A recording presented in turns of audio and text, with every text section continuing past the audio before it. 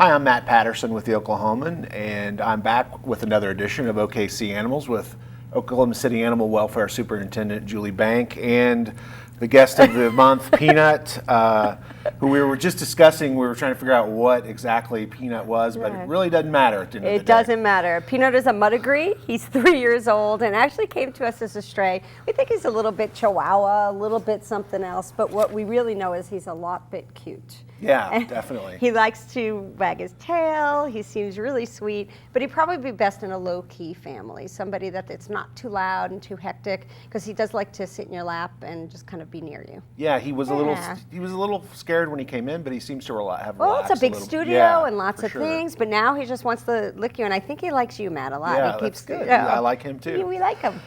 Julie, you mentioned he was a stray, Yes. and we're in spring, and that means it's storm season, and also sometimes animals end up as strays as a result of storms. Talk a little bit about disaster preparedness this time of year when we just had a round of storms last night, as a matter of fact. Yeah, you know, Oklahoma City Animal Welfare is the lead agency for animal issues if a disaster strikes in Oklahoma City. And what that means is we are part of the city's disaster structure. And if a disaster happens, then we jump to action on the animal side. So there's a couple of things that we would do. The first thing that we're looking at is educational messages like crazy.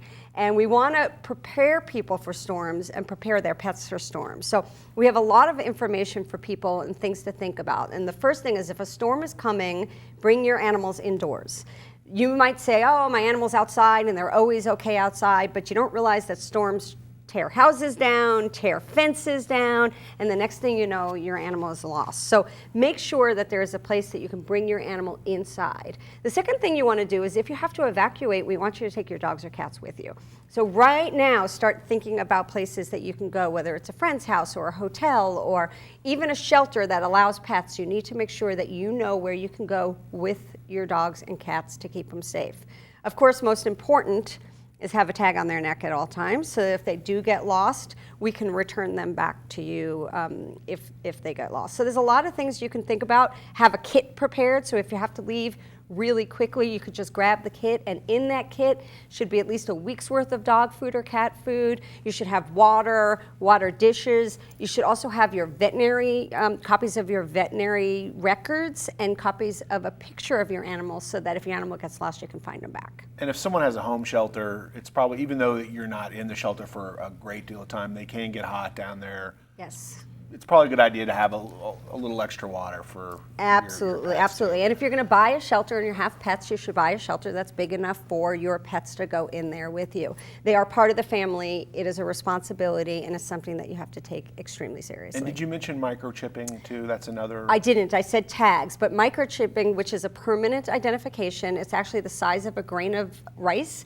and it gets permanently implanted into the neck of their animal, which means if the tag falls off, if the animal comes into an animal shelter or even a temporary shelter, we can actually scan the animal and find you and get that. But most importantly, whether it's a tag or a microchip, you have to have updated and current information, because if you move and you forget that information, then you're we're not going to be able to get them back home to you. So that's very, very important.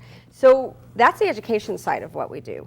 Now, we are also constantly doing animal rescues in the time of a disaster, so we'll be out there rescuing animals that are part of disaster situations. So it's our guys that are out there, and I just want to have a special shout out because it's actually National Animal Control Officer Appreciation Month, and this is the type of stuff that they do. They go out and rescue animals in crisis and rescue animals in need and help people with their pets all the time.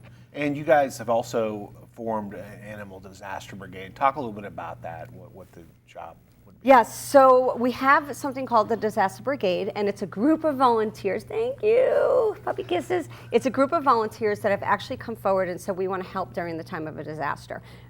A third thing that we do as part of our disaster relief efforts is provide temporary sheltering for animals if they get lost. So if the Red Cross opens up a human shelter, they will almost always open up an animal shelter, and we will be the ones who will man that animal shelter. At the tornado last year, we actually were out there for almost 2 weeks with an animal shelter helping people's pets when they were displaced.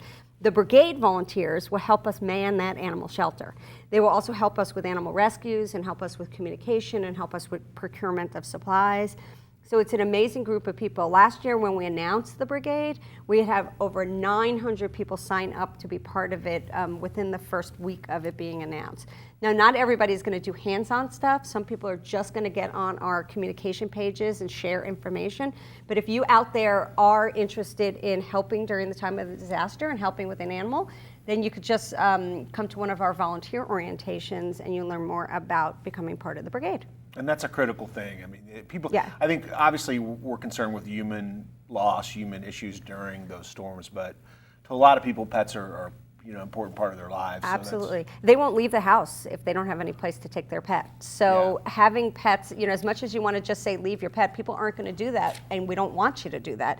So we need to have resources set up so that people can actually go places with their pet.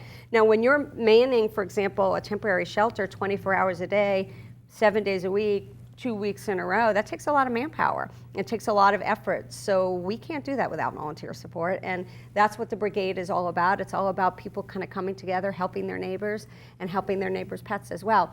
Another thing to think about, what happens if a disaster strikes and you're at work? That you have to make sure that the same way you have plans for your children, you have plans for your pets. Is there a neighbor that has your key that can get in and grab your pets if they're evacuating? Is there a pet sitter that you have that you trust immensely that can go in and help get your pet when you're at work or you're not able to get back into the community? So these are all things that you should think about. And we have a flyer that people can get just by emailing us at awinfo@okc.gov, and we can get you that flyer. And you mentioned it was National Animal Control Yes. Officer Week. It's also National Volunteer Week as well. And volunteers are very important to what you guys do. Talk a little bit about. Are you kidding? Volunteers are our heart. They're our pulse of our organization. We have 64 employees at OKC Animal Welfare, and that's for all of our field services and all of our animal sheltering, which is not nearly enough, as you can imagine, for 24-hour-a-day operation and over 24,000 animals a year.